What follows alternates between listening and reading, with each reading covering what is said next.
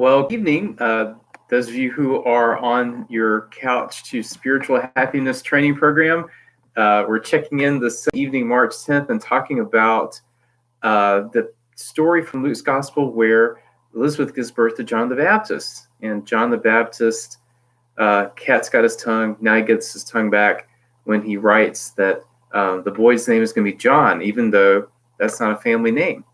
And I read this passage earlier, and Laura and I were talking about it.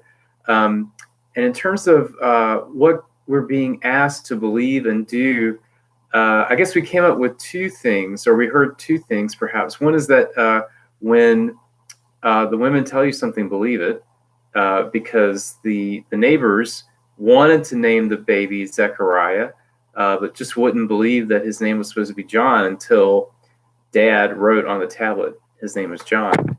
And then there's something else in the story about how the new things that God does, sometimes they just break into our lives, and there's no, I guess, there's no continuity with the past or with the old. Sometimes the old things can't bear the new things that God does. So the baby has a new name, and the baby is a miracle baby, and everybody in the community is talking about what it means that this miracle child has a name that doesn't belong to Zechariah and Elizabeth's family.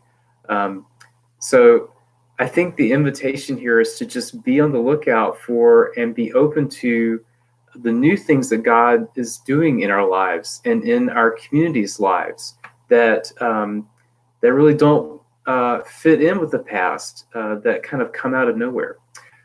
Maybe that's the invitation, that God does things that come out of nowhere.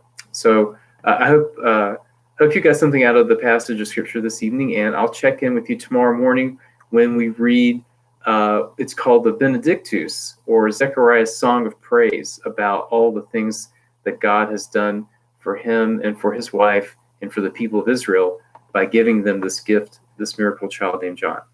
Good night.